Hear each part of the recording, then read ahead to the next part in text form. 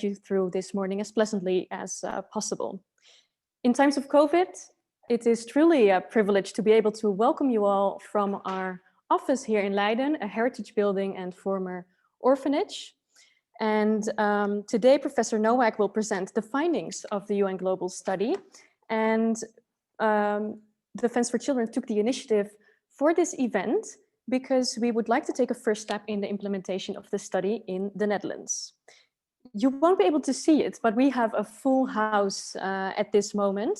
We have some 110 professionals from a variety of backgrounds and also a variety of countries. I already saw that we have Philippines, Albania, different countries here in Western Europe, South Africa even. I think it's too early for the Western Hemisphere to join this event, but who knows?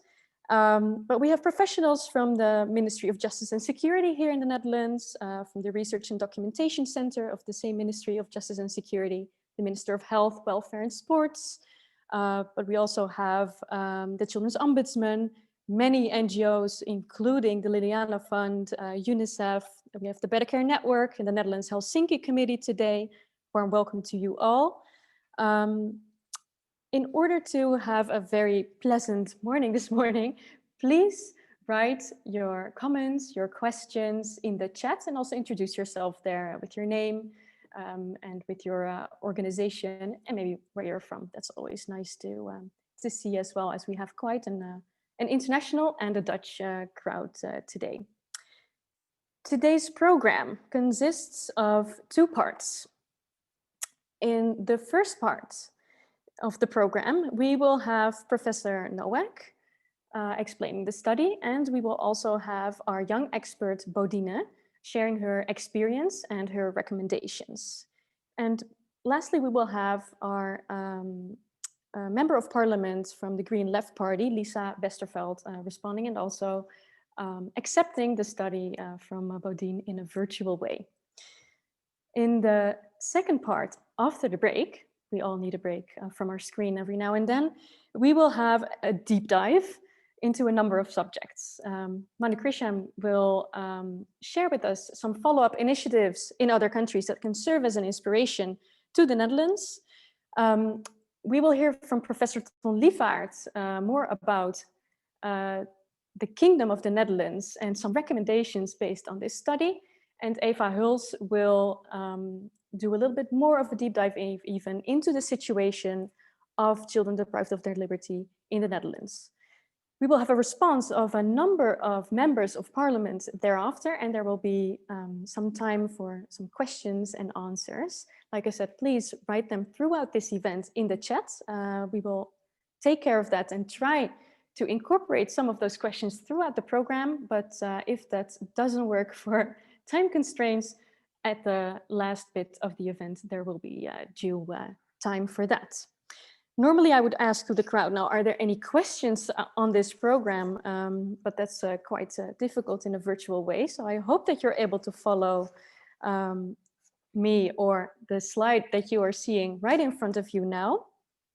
And I would like to just kick off with our first speaker, or I must say the official welcome on behalf of the organizing party, and that's Ms. Mirjam Blaak. Mirjam Blaak is the Managing Director at Defense for Children Netherlands, hosting this event today. And Mirjam has a background in medical anthropology, and she is an expert in children's rights and child protection. She's also the editor of the Dutch Handbook of International Youth Law. Mirjam, please unmute yourself and the floor is yours. I can't see you yet, but I hope that you will appear now. Yes. Hello, everyone. Good morning or afternoon to you all. Welcome.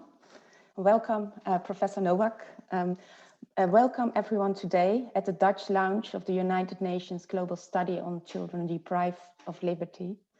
As Kari just said, I'm Mirjam Blaak. I'm the Managing Director of Defense for Children, the Netherlands, and we are very proud to host this meeting today. Defense for Children, the Netherlands is a children's rights organization with over 35 years of experience in promoting children's rights. And we are part of a larger movement represented through national sections and associated members in 39 countries worldwide. Our movement is active to promote the implementation of the rights of children in the youth justice, child protection and youth care system in the Netherlands and worldwide. As such, we advocate that children do not belong behind bars, and we promote the principle to use deprivation of liberty only as a measure of last resort. It was in December 2014 that the United Nations General Assembly adopted its Child Rights Resolution, inviting the United Nations Secretary General to commission an in-depth global study on children deprived of liberty.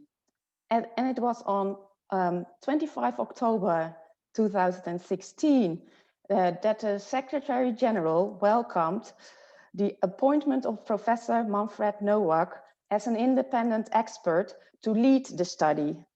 And by resolution, the United Nations General Assembly invited Professor Nowak to submit a final report on the study during its 74th session in September 2019.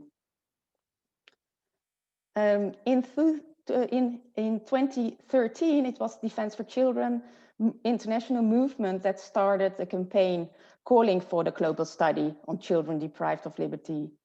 And soon, several non-governmental organizations established the NGO panel promoting and coordinating the global study.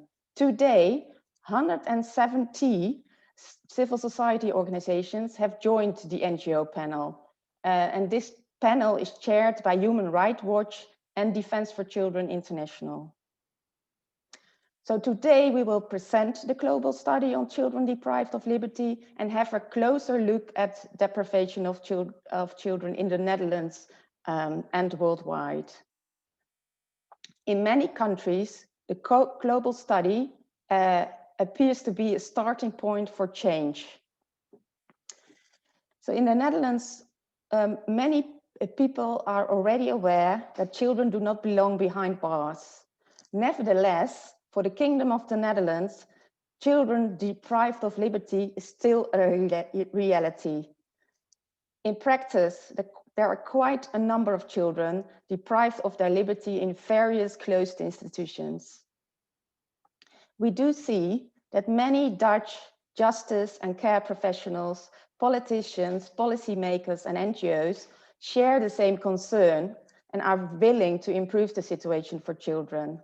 Therefore, I'm really very pleased to see you all here today. It's a key moment to rethink the way we work, share our ideas, and reflect on how the global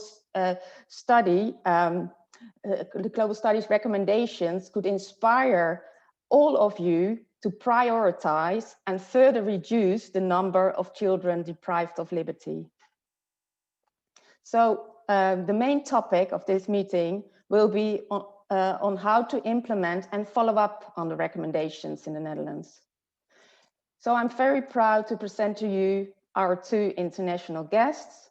First, a very warm welcome to Professor Manfred Nowak, independent UN expert affiliated with the Office of the United Nations High Commissioner for Human Rights, who is the lead of the United Nations Global Study on Children Deprived of Liberty.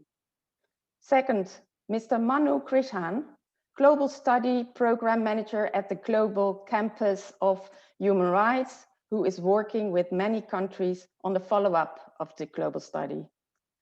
A very warm welcome to you, Professor Nowak and Mr. Manu Krishan. We also are very happy to welcome 5 members of the Dutch Parliament present here today. Welcome to Lisa Westerveld, Martin Wörsdörfer, Jeroen van Wijngaarden, Niels van den Berge and Marijke van Beukering. You will reflect on the issues which will be brought forward in the presentations of our international guests and the other invited speakers. Our other invited speakers are Professor Ton Liefvaart, Professor of Children's Rights at Leiden University. Welcome, Professor Liefvaart. Mrs. Eva Huls, our in-house lawyer at Defense for Children the Netherlands. Welcome, Mrs. Huls. And we also have another special guest. A very warm welcome to Bodine. She is a young expert who as a child has spent time in closed residential care. She will share her story with us today. So very warm welcome to you, Bodine. And we have invited Bodine to virtually hand over the UN Global Study to Lisa Westerveld, Member of Parliament of the Green Party. So welcome, Bodine and Lisa. Again, welcome to you all. I wish you a very inspiring morning. Thank you very much for your warm words, Miriam. I also see in the chat that the Better Care Network has joined us and the Dutch National Youth Council. Great to see young people represented here as well. And we know that the incoming member, new member of the UN Committee on the Rights of the Child, Benoit van Kersbilk, is with us this morning, as well as a new incoming member for the CEDAW Committee, Corinne Detmeijer. We're very happy that you are spending time with us this morning. Now it's time to listen to Professor Manfred Nowak to introduce us to the actual study. Professor Nowak is the independent expert who is leading this study, and he's also the Secretary General at the European Inter-University Center for Human Rights and Democratization in Venice. And he's also a professor of international human rights at the University of Vienna. Please, Manfred Nowak, share with us your views and your story on the study. Goedemorgen en hartelijk bedankt. Ja, het is al heel lang geleden dat ik in Nederland heb geleefd, maar ik voel me nog altijd heel verbonden met al mijn vrienden, particularly in het mensenrechtencircuit van Nederland aan de Universiteit van Utrecht, etc. Ik ben ook heel blij dat we dat uiteindelijk konden doen. Het was eigenlijk al gepland voor maart. En ik heb me heel verheugd naar Nederland te komen. Om ook met leden van de Tweede Kamer en vertegenwoordigers van de regering te spreken. Maar ik ben hartelijk bedankt aan Defense for Children International in Nederland voor dat jullie deze bijeenkomst hebben opgezet. Thank you very much for this invitation. And I'm just starting by providing you a short background to the global study on children deprived of liberty. I am no longer Secretary General of the European Inter-University Center because this has been changed to the Global Campus of Human Rights. So both Mano and myself are working for the Global Campus of Human Rights, which is a network of about 100 universities around the world, including Dutch universities, and has done quite a lot in the kind of academic support of the global study. I'm also happy that Ton Liefvaart is here, who was part of our advisory board, and of course Benoit van Kersbilk, who has been essential from the very beginning to set up also the NGO panel, 170 NGOs chaired by Defense for Children International and Human Rights Watch, and my strongest congratulations to your election into the CLC committee. Yes. Perhaps we can go on with the PowerPoint. Can I do it? Oh yeah, I can do it myself. Okay. Yeah, we feel that depriving children of liberty is depriving them of childhood, because childhood is when they develop their talents, their personality, and deprivation of liberty, detention, has a much stronger effect on children who have a different way of moving around than adults. So children should grow up in a family environment and not behind bars. It's counterproductive, it's more expensive, and it actually leaves a deep mark not only on the lives of children, but also on society.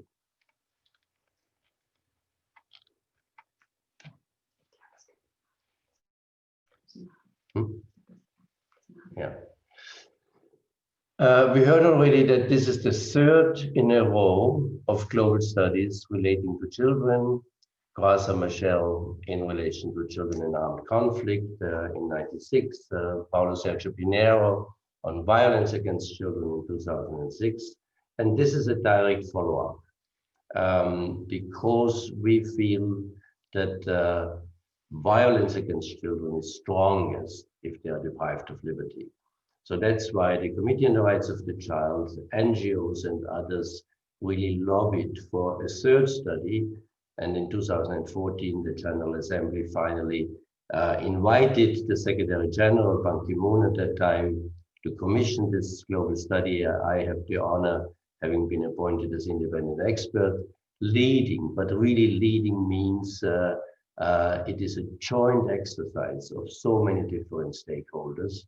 And finally, despite major problems that we had with funding, we were able to present the report to the General Assembly in October 2019, and the full study finally around the 30th anniversary of the Convention on the Rights of the Child in Geneva.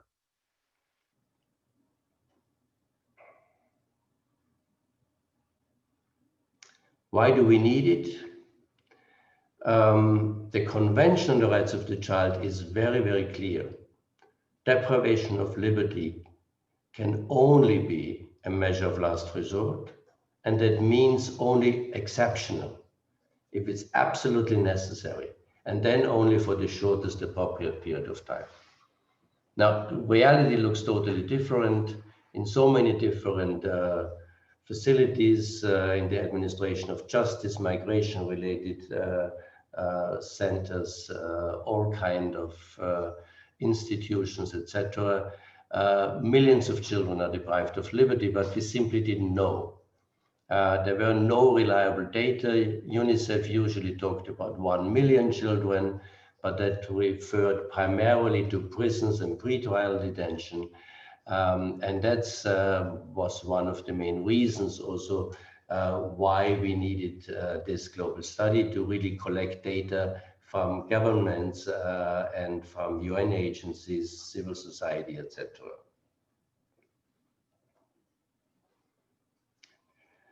We focused from the very beginning on 6 different areas. On the one hand, institutions. As I said, it might be orphanages, children's homes, special institutions for children with disabilities, children using drugs or alcohol, children having problems in education, etc. The third big area is administration of justice. That means police custody, pretrial detention, and imprisonment. Also, quite a number of children grow up with their primary caregivers, usually their mothers, in prison, who are serving a prison sentence. Then we have, in the context of armed conflict, child soldiers, usually being recruited by non-governmental armed forces and later being arrested by the military or the police, often tortured. The same for children deprived of liberty on national security grounds, terrorism-related offenses. And a whole area is migration-related detention. We then worked on cross-cutting issues. The gender dimension, it's very important on the one hand that persons belonging to the LGBTI community are particularly affected But if you also look at boys and girls, you find a huge discrepancy. 94% of all children in pretrial detention or in prisons are boys. Only 6% are girls, and we also looked into what is an explanation for this huge discrepancy. Children with disabilities are double discriminated. They are over, it's a higher percentage actually in the administration of justice and in other institutions, but then of course there are special institutions for children with physical and mental disabilities.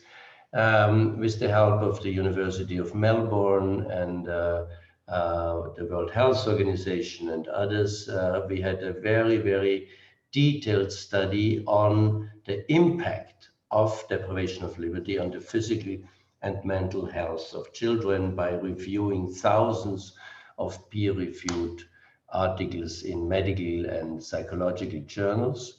And last but not least, we included the views and experiences of children. And I'm also very happy that today we have Bodine with her own experiences.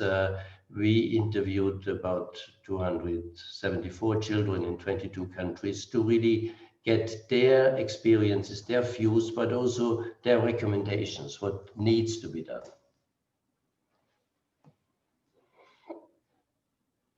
As I said from the very beginning, it's a joint effort. We sent out questionnaires or a questionnaire to all the UN member states, but also UN agencies, non-governmental organizations, national human rights commissions, etc.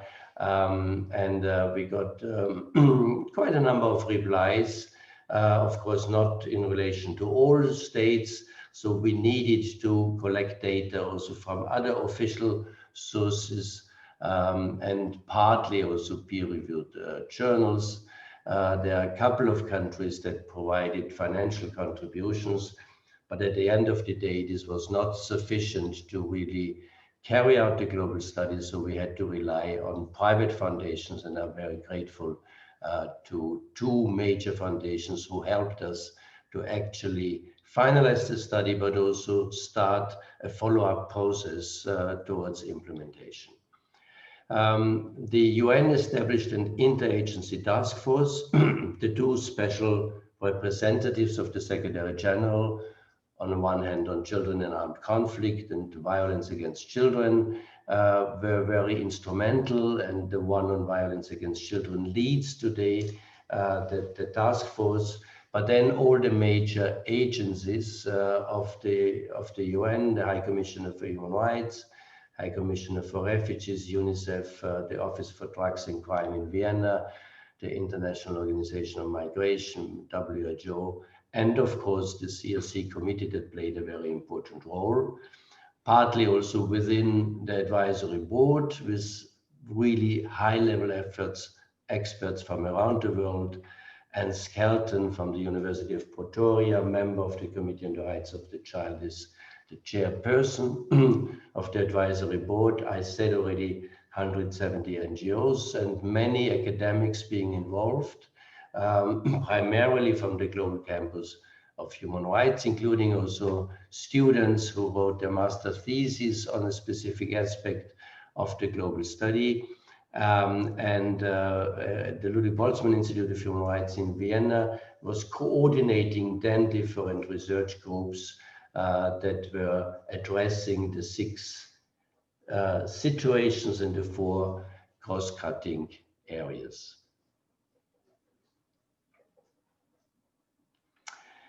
Now, altogether, there are more than 7 million children deprived of liberty per year around the world, and this is still a conservative estimate.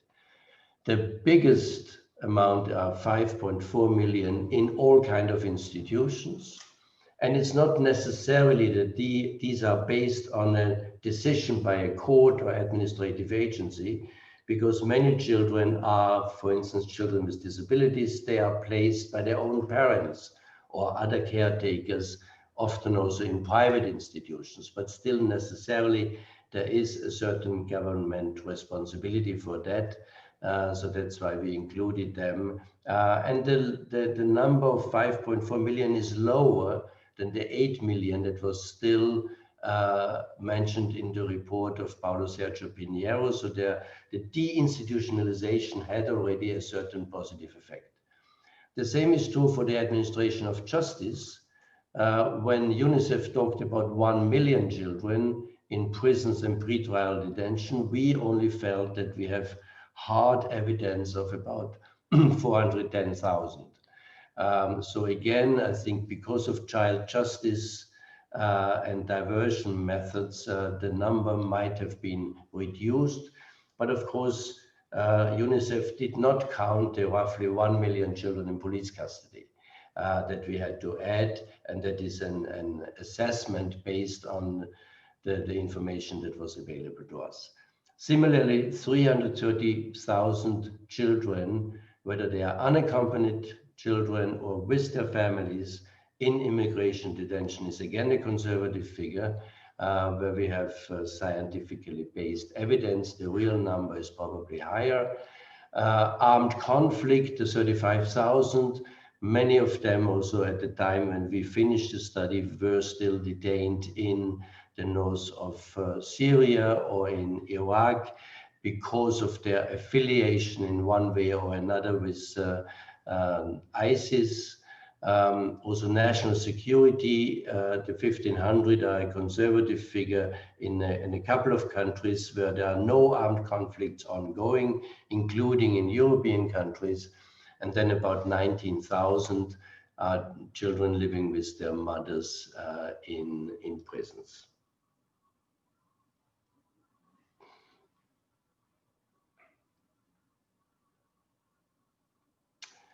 Yeah, very quickly, as I said, institutions, this is the area where most needs to be done. Institutions are inherently harmful to children and should be replaced by either to put them back into their families. Very often it's simply that there's not enough support to the families, foster families, or similar family type settings that are non-custodial solutions. Every bigger institution is characterized by a strict discipline, a lot of violence, sexual abuse, neglect, and in reality, whatever is the decision that children were put in these institutions, they are not free at their own will to leave this institution. So that's why we said these 5.4 million children are de facto deprived of liberty. The second one is the administration of justice. As I said, about 410,000 children in prisons and pretrial detention, but of course, many more children in police custody per year. That might also be only for a few hours or a few days, but in many countries also weeks or even months. I said already that boys are highly represented there, and there are many root causes. There's the tough on crime policies in so many states, the high or very low minimum age of criminal responsibility. I visited many countries where 7-year-old children could already be held accountable in the criminal justice system. The Committee on the Rights of the Child clearly said it should never be below 14 years of age, but the global average is about 12 years. So the majority of states are not complying with this standard. There's a lot of corruption in the criminal justice system and not enough diversion. So what we need is special child justice systems with specially trained police officers, prosecutors, judges, prison staff. We need to increase the minimum age of criminal responsibility. Also decriminalize behavior of children. We have all those status offenses that are, in our opinion, a violation of the Convention on the Rights of the Child. As I said, the children living with their mothers in prison, that's a very difficult issue. The most important way out would be what the South African Constitutional Court has said. If judges, before sentencing a woman, it's primarily women, partly also men, a woman who takes care of infants and who have no alternative to be sent to the father or grandparents, etc. So if the only alternative is to send them into a closed institution, then it's certainly better, or very often better, if they can stay and bond with their mother, not only in the time of breastfeeding, but also afterwards. So what we need is to avoid sentencing these mothers to a prison sentence. And of course, if there's no other way out, then it should be child-friendly parent-child units where they have special accommodation in prisons. As I said, 330,000 are a conservative estimate, and there we are very strong. And in line with the UN Secretary General, the Committee on the Rights of the Child, the UN Working Group on Arbitrary Detention, and many other international bodies, including UNICEF, that clearly say, if you apply Article 37b of the Convention, that means a measure of last resort, purely migration-related detention can never be a measure of last resort. If you have a very dangerous child who committed a serious crime, there might sometimes be no way out rather than depriving this child of liberty. But migrant children are not dangerous, they haven't committed crimes, etc. So there are always non-custodial solutions available. So that means every single child in migration detention violates the Convention on the Rights of the Child. It's certainly also not in the best interest of children. In relation to armed conflict, that's where many children are treated also before military courts without necessary fair trial requirements. And our main kind of recommendation is, whatever is the reason that children were recruited, and usually forcefully recruited into armed groups, even if they were forced to commit serious crimes, still they are children. And they should be primarily considered as victims and not as perpetrators. So they should be benefiting from recovery and rehabilitation programs. And the same holds true for the last one, the national security.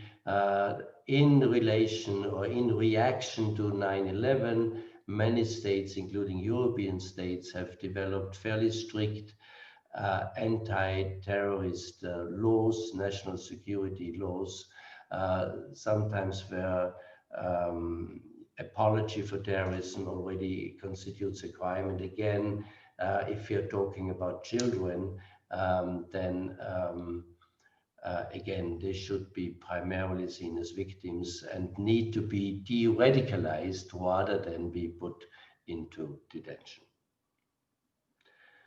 So that brings me to the overarching recommendations. Of course, significantly reduce the number. So we are not primarily thinking about improving the conditions in detention. No, we want to prevent children to be detained by addressing the root causes and very much supporting the families so that the children are not getting in conflict with the law, etc.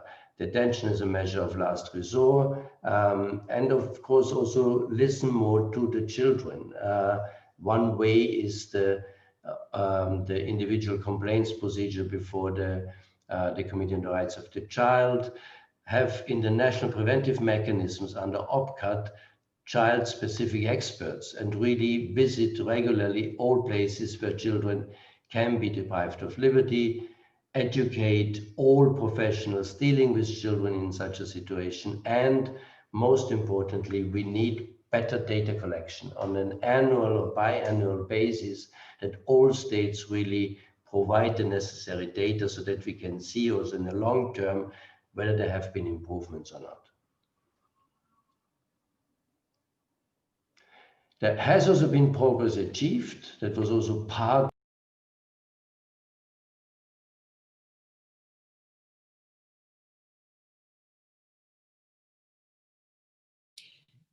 Professor Nowak, you are on mute. Yes. Yeah, I'm coming to the end already. So in many countries, child justice legislation has been introduced, and that also meant that there are more diversion and less children in the criminal justice system. Also, the handover protocols, according to the Security Council resolution of 2018, helped in certain African countries to get the children out of prison into the UNICEF or national child welfare centers, and special courts for children also in relation to armed groups helped, and many European states have set up return plans. The Netherlands is one example for that. Finally, with relation to migration-related detention, you see that quite a number of states have officially abolished every deprivation of liberty of children, in particular in Latin America, partly in the Southern African region, in Japan. Unfortunately, in Europe, Ireland is the only country that has officially prohibited the detention of children for migration-related reasons. With respect to institutions, of course, during the Soviet Union times, the Soviet times in the Soviet Union and their allies, there has been a very, very high rate of institutionalizing children. And there's also the biggest progress. So countries like Georgia, Bulgaria, but also Poland and all the others you see here have up to more than 90% of deinstitutionalization since the end of the Cold War. So that is an area where much has been achieved, and that's one of the reasons why the number of children in institutions actually dropped during the last 10, 20 years. Finally, we are now working on this follow-up process together with the Interagency Task Force. We have developed study toolkits. An executive summary has recently been published and is being in translation. We just finalized the Spanish translation, and the other 4 UN languages will follow soon. We had all kind of global classrooms and other events within the global campus. The most recent launch in person has been in Addis Ababa about 3 weeks ago, and we are continuing our partnerships. So we keep the structure alive that we established when we were preparing the global study. Thanks. I'm afraid I was a little bit too long, but what is important is that the global study is only the first step in liberating millions of children from detention to give their childhood back. And for us, it would be most important that states take the responsibility to develop national action plans, but also that the United Nations, in the context of the Agenda 2030, takes more decisive action in order to not only leave no one behind, but also no child behind bars. Thank you very much for your attention. Thank you very much, Professor Nowak. You speak more than a little bit of Dutch, as you claim. We're also very happy that you'll be staying with us this morning. I see that we have the break sheet on. That is not the correct sheet for now, because we are moving forward with a different part of this morning. Maybe it is a good idea to stop sharing the screen for just one moment, as we can see the technique in the background right now.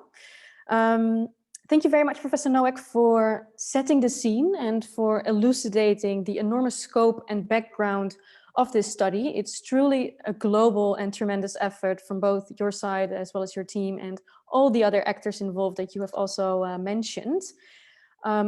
Interestingly, we will hear more about the gender dimension today. I can already promise you that. And behind the staggering numbers that you have shared with us, there are, of course, a lot of individual faces and individual stories and experiences. And we're very happy that today we also have Bodine joining us. And I would like to request both Bodine and Lisa to digitally join me at this table for a conversation. So Lisa Westerveld, yes, I see you. You can unmute yourself and you can start your video. And Bodine, you can do the same. And I will start introducing you. So Bodine is a young expert and she's part of the organization XPEX. And she has experienced herself in being deprived of her liberty while she was a teenager. She is now a young woman working and helping other young people in their experience through training and other kinds of initiatives that she will tell us about. And we also have Lisa Westerveld. She's a member of parliament for the Green Left Party as of 2017. And her portfolio includes education. She's the spokesperson for the party for youth care, child daycare, and media and sport. So a very warm welcome to the both of you, Bodine and Lisa. We didn't receive any questions in the chat yet, only on the PowerPoint. And yes, everyone will be receiving the PowerPoint and more. You'll be receiving an entire package after this event. We can promise you that will be about next week. But now we would like to move to the real experience behind all the numbers and the data from this study. Bodine, thank you very much for wanting to share with us today a little bit about that story. You lived in several closed institutions when you were at the age of 16. Please, can you share with us a little bit more about that? Yeah, thank you. That's right. Today I would like to tell you more about what it's like to live in a secure institution when you're young. Yeah. Are you also logged on your phone or not? No. No? Okay, then Danielle will come through. Okay. Thank you. You can continue your story and we'll try to fix it. Oh, okay. For 18 months, I have lived in a secure institution. I have actually stayed in 2 institutions, and during that time, I got pregnant. Just before I was there. Later, my daughter and I moved to a facility specialized for mothers and children. That is formerly an open institution, but the doors were often closed, locked. Bodine, I'm sorry to interrupt. We're going to do this differently. Can you come to the room where I am and you'll be seated and continue your story? Yes. Okay. Yes. Hold on for 1 second, dear audience. Bear with us while we change seats. And we have to keep a distance, of course. So Bodine is quite a couple of meters away from me.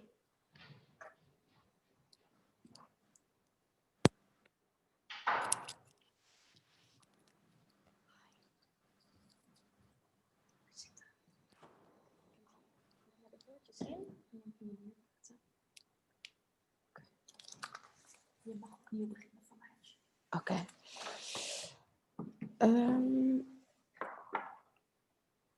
So where did I? Let me see. Yeah. Okay, I will start over.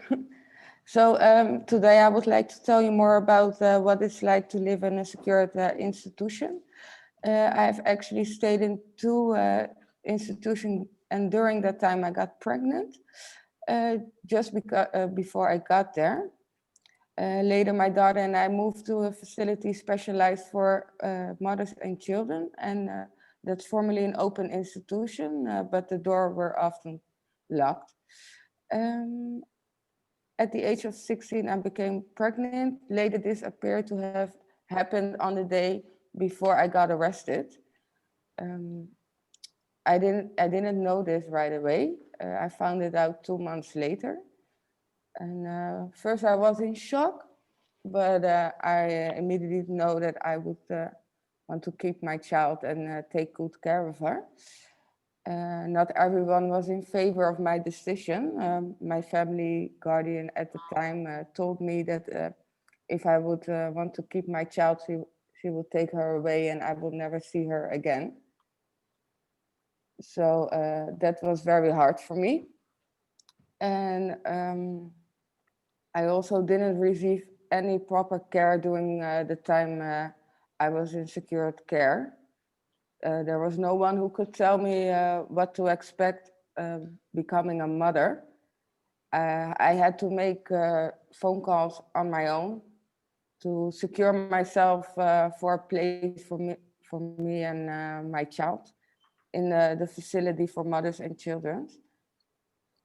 Let me see.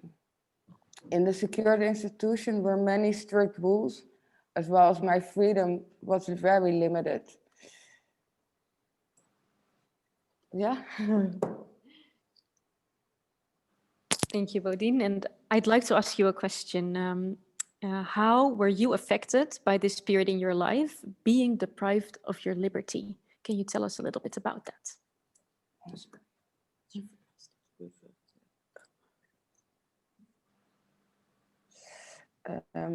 I didn't make any progress in my personal development. I did not have access to good education, and that has had a great impact on my life, a big impact. And it still has a negative impact now.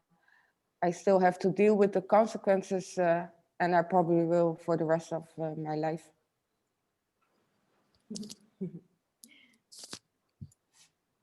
Bodine, what did you miss most during that time? A goal I could work towards. I had no perspective. It made it even more depressing. I also missed information and guidance during my pregnancy and how to prepare on giving birth. So for the young people who are now in closed facilities, what do you wish for them?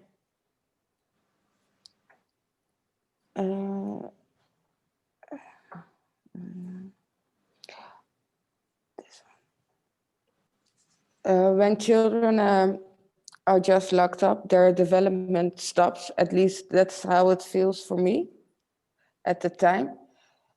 For example, victims of lover boys should not be locked up. They need care and treatment. I think that girls in secured care institutions are entitled to support and care of the highest quality.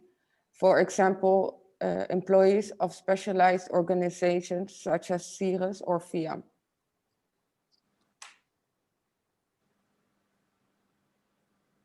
Thank you so much, Bodine, for that piece of advice. You can stay here seated. I think it's more important that people see you at this moment.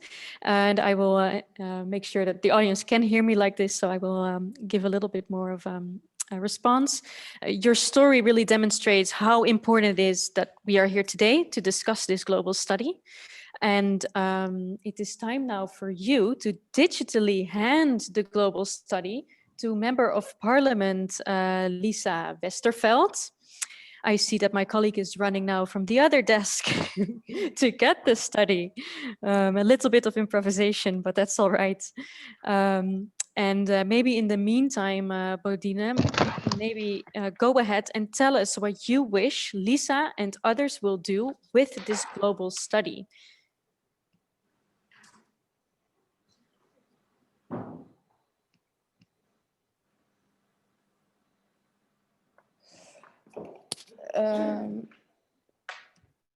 I would let me see.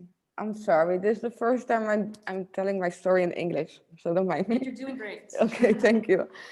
Let me see.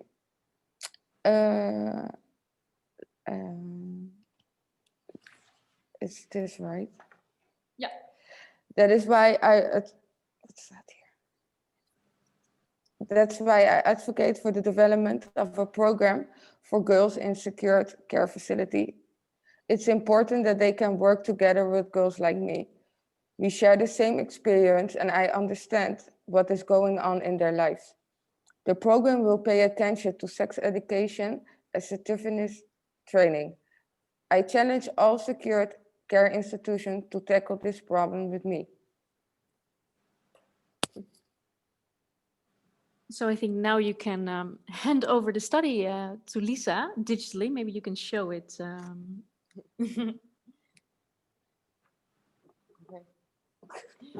I don't know.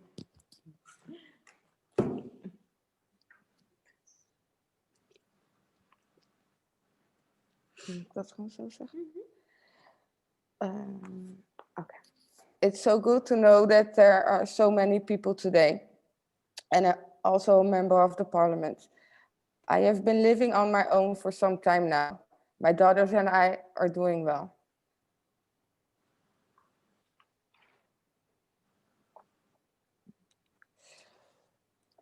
But what has not changed yet is that too many children are still locked up in the Netherlands. I urge everyone who is here today to change and ensure that children are no longer locked up. And even more important, to look at what these children need for their development. The global study gives a lot of tools to reform. To me, it's very important to convey two messages today. Stop locking up children.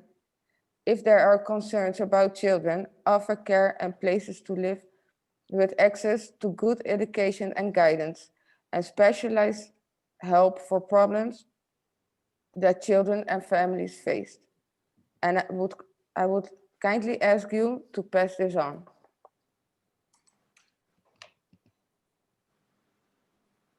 Thank you very much, Bodine. You can take your seat in the other room again because we'll be able to see you there. Please make sure she's logged on. You'll be back with us shortly from a different screen. Little changement. Lisa, you have just accepted the study I see. And again, thank you for being with us. You will give your response in Dutch. I will say, I will translate a little bit here and there. I can also do it in English because there are so many people from other countries, so it's maybe easier for them to do it in English. Perfect. Then, well, when hearing all this and while you are visiting children in closed facilities, what to you is the most important message that you hear from them? Yeah, well, I think Bodine just pointed out. She told us that she felt often alone, that she needed guidance. And I hear the same from children in other closed facilities.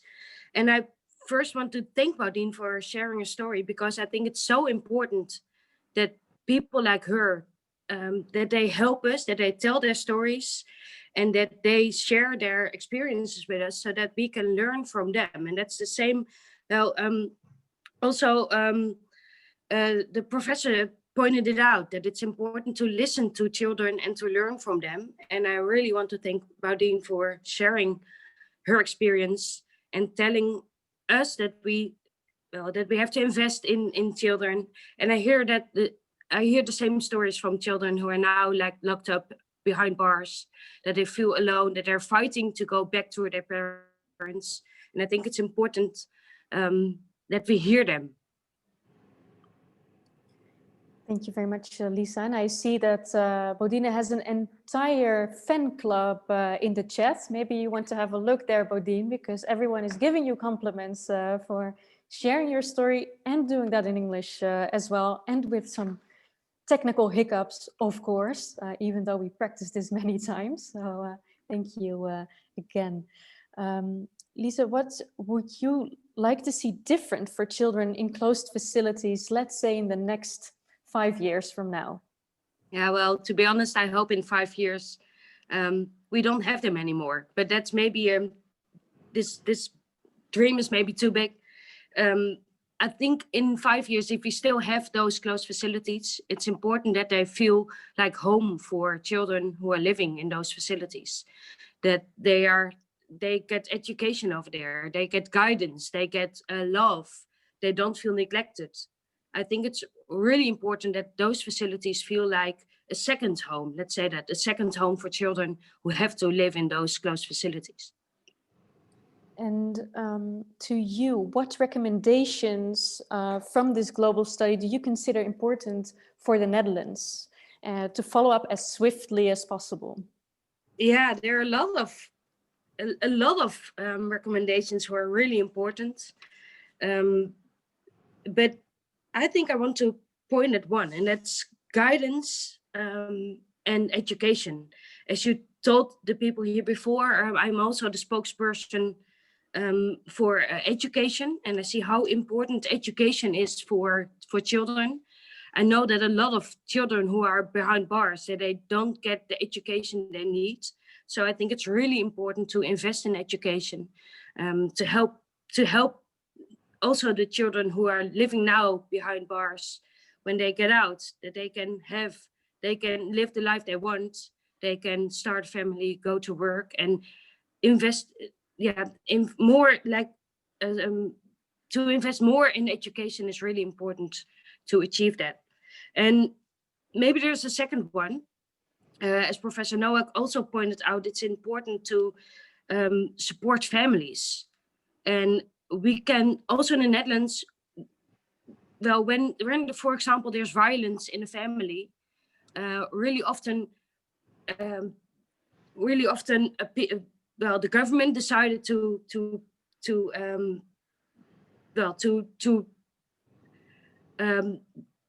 not to invest to keep the family together, and I think that's something we should change. We should invest in families, make sure that they can stay together and that they can get the help they want, and that's something we really need to improve in the Netherlands. Thank you, Lisa. I also see Professor Nowak taking notes. Professor Nowak, would you like to reflect briefly on what you have heard from Bodine and Lisa Westerveld, a Member of Parliament? Yes, certainly. First of all, many thanks that you came and that you're willing to share your experiences with us. Because that is often very, very difficult. Children feel ashamed for what has happened to them, although very often it's not their own fault, it's the fault of society. Society is not taking care enough of children, as Lisa Westerveld just said. I mean, we need to really think about how better to support the families themselves. We have, if you look at orphanages, 90% of children worldwide living in orphanages have still at least one parent. So they are not real orphans. So it means they are there because for whatever reasons the children, the parents cannot or don't want to or whatever, are not well qualified to take care of their children, in particular if children are difficult, if children are running away from school, running away from home, if they are taking drugs, if they have a disability, etc.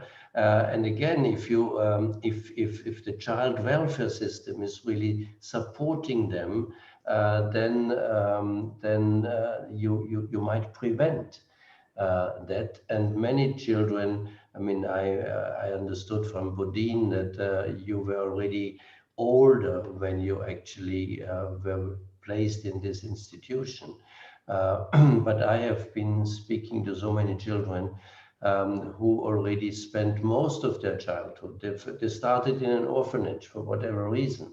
And then they were running away, they were street children. Then they were brought back to some kind of children's home, or however you call it. They took drugs. So, and then at the end of the day, of course, they came in conflict with the law, and then they were put in some kind of criminal justice institution, special ones for children, or often together with grown-ups. So, and it is very difficult. Also, I was very touched when Bodine said, I will probably have to deal with that for the rest of my life. And that is what we mean for depriving them of childhood. Childhood is such an important part of your life, and you should be allowed to be a child with all the things that you would like to do as a child. At Bodine, I really hope that you will not have to deal for the rest of your life with what happened to you when you were a minor. There are ways and means. There are very, very good non-governmental organizations like Defense for Children International, also to provide the necessary support. That is very important. It's psychological support. It is also social support to fully reintegrate children who were deprived of liberty into society. So I wish you much success in your reintegration into the Dutch society with the assistance of many others. And again, many thanks that you shared your story with us today. Thank you, Professor Nowak. May Bodine, I add would you like to- one thing? Yes, sure. Yeah, go ahead. Well, I think it's important for us as a society to understand that not a child is different of difficult, but that they live in difficult circumstances. And so that what we have to do is not blaming them, but help them with guidance, with education, and with support and with love. And I think that's an important thing to understand for the whole society. Thank you for that addition, Lisa. If- Bodine, yes? Perhaps may add, because often we were asked, but yeah, institutions are actually, they are nice places. They are places where children get what they need, etc. And I once talked to a child and we got this, I think, very simple terms of saying, yes, it might be that the institutions, they have good sport facilities and whatever, but still you cannot bond with anybody. Even if your family is not, your parents might even beat you up and whatever, might not the best parents, but at the end of the day, one of your parents will bring you to bed and perhaps is reading you a short story and perhaps giving you a kiss and says good night. And that doesn't happen in an institution because there is nobody. They say 10 o'clock, everybody has to go to bed. And if you are not sleeping immediately, there will be disciplinary sanctions. There is no love. There is not this kind of bonding that you need as a child, which is so important. And that's why we feel institutions as such, whether they are closed institutions or not. It's again something important what Bodine said. It said it was an open institution, but nevertheless, the doors were very often closed. So we couldn't leave at our free will. So that's why we said all kind of bigger institutions that are not really family type settings. And that is what we should aim at. All these bigger institutions in reality deprive children of their liberty and should be abolished.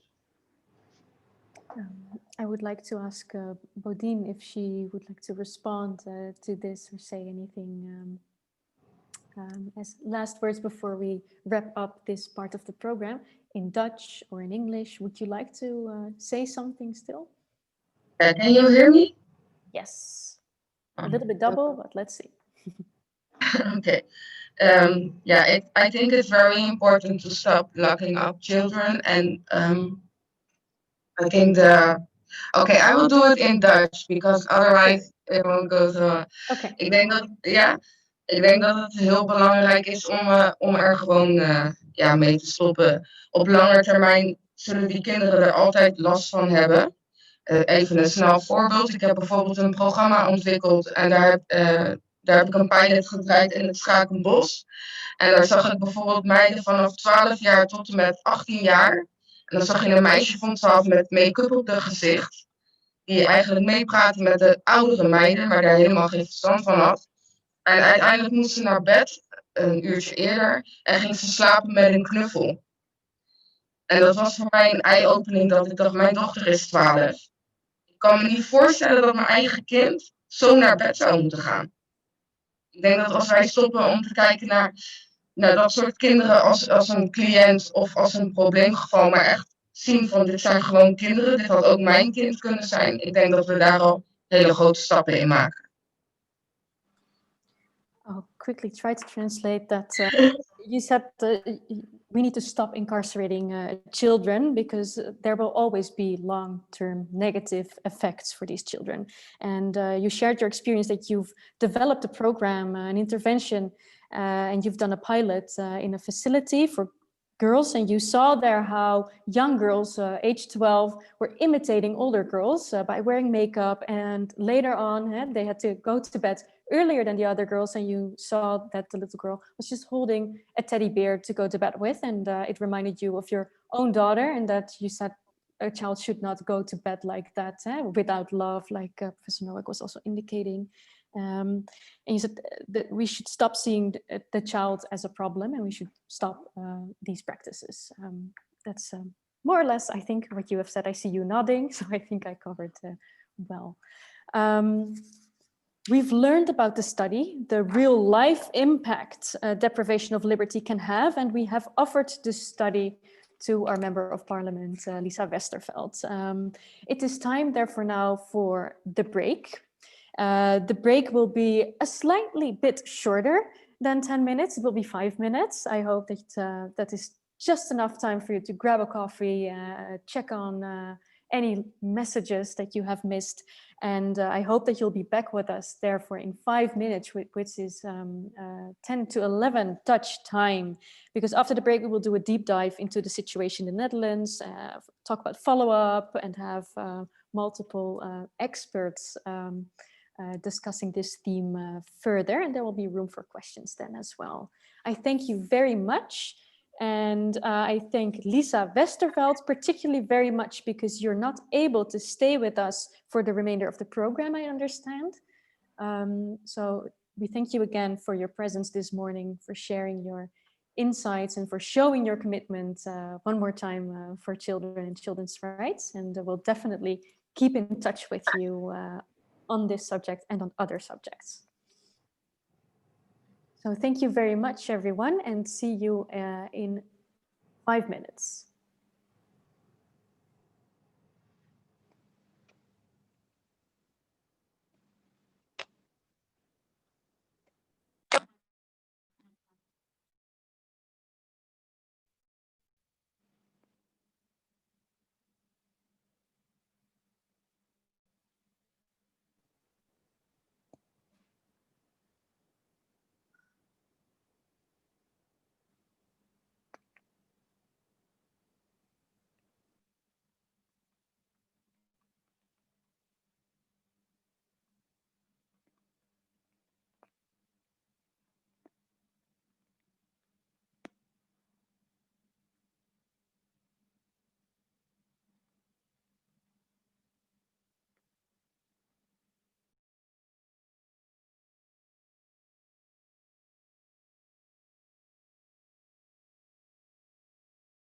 Of ending child detention in all forms. But I would also like to say to her story that one thing that one thing I would say from mine is to not be or think of being ashamed. Rather the opposite. What she's doing is an amazing job, and one thing you can do is dwell in the negativity or support and help future generations in getting out of these situations. So amazing work, and great to hear the story. I will just try to be as short as possible because I really think these events are for the national experts. We want to hear from the national experts on the situation on the ground, but I would like to still give a bit of an overview of the Global Study Program and how it actually first of all came to be, and to, of course, give 3 examples of specific follow-up initiatives and projects within the Global Study program, which were national follow-ups or regional follow-ups from events. To begin with, the Global Study program is an outcome of an agreement that was made together with the Global Campus and the Right Livelihood Foundation. We had quite the difficulties in finalizing the Global Study, and because of this agreement, we were able to do so. However, of course, in the first year, like in the previous Global Studies on children in armed conflict and violence against children, it took a year for the international community to really absorb the Global Study. And of course, it's quite a vast book. You've seen it, 800 pages. We presented it in November, and the General Assembly adopted the child rights strategy in December. So it wasn't really able to be included in the overall strategy of the United Nations as strongly as we would have wished for. However, this was already foreseen. In this first year of implementation of the Global Study recommendations, we decided, of course, as Manfred decided and the Global Campus, that we would create a program to keep the Global Study on the international agenda, so that at least for this year, a more, let's say, a stronger implementation would happen by the UN member states as well as the UN agencies. So the Global Study program, on the one hand, what it does is events such as these, or supports the events such as these, national and regional launches, workshops and trainings around the world. On the one hand, we've done regional ones in Bangkok, in Sydney, in other places, but also very many national ones. Kyrgyzstan, Japan, South Korea, Quito, now Netherlands. We're still thinking of further regional launches in Latin America as well as in South Asia. And the idea is to create these launches and events, on the one hand, to present the Global Study findings, its conclusions and recommendations, but to really discuss, and most importantly, discuss the most effective strategy of follow-up, mid or long term. One thing that we wanted to always highlight in the Global Study was the best practices within the countries and within the region, and how countries and regions can learn from each other with best practices in the different settings. So that's another aspect of it that we want to share within these events, as well as we want to facilitate the discussion of a strategy, but also an initial national action plan. Or look at the opportunities that lie within and challenges, of course, lie within a region or a country, and then to support the key stakeholders in regards to future capacity building, trainings, and consultations. So the idea recently, and I can give you an example of the one that we had live in Addis Ababa, was that we had an open discussion of coming up with the main challenges, but the main opportunities of implementation. And we realized there's a number of things already happening on the ground in this regard. And of course, then we thought, we want to give ownership to the people, the experts and the implementers on the ground. So not to really have a grassroots, kind of a bottom-up approach rather than a top-down approach. And for that, to create a form of a task force for implementation, and to think of a national kind of follow-up via different projects and different interventions in the state. This is the first big chunk of the Global Study program. And then we also have research and advocacy outputs via the Global Campus of Human Rights. On the one hand, we have massive open online courses. We have outputs such as the child-friendly summary, an animation that we do, which is child-friendly, hopefully also made with and for children. And we had, as Manfred said, this executive summary and its translations. We do specific toolkits. On the one hand, we have done one on the administration of justice, a toolkit to support the implementation of the recommendations, but focusing very much on best practices. First, we did it on administration of justice, and now we're doing it on migration. Then what I would like to get into, and these are the specific projects that I will kind of share with you, is on the one hand, these implementation projects that we do. either the country, regionally, broader thematic, or more specifically thematically.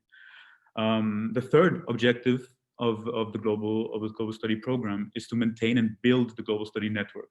The Defense for Children International is the co-convener of the NGO panel together with Human Rights Watch, which has 170 NGOs all over the world. So we try to stay in consistent communication with the panel, as well as to maintain the relationship with the advisory board members and the UN agencies in supporting the implementation. An example would be, for instance, recently WHO set up a policy brief of the implementation of the specific health chapter, but the global study in general, for which Manfred and I were consulted of how to go about with that. And we're very much in close kind of communication with them.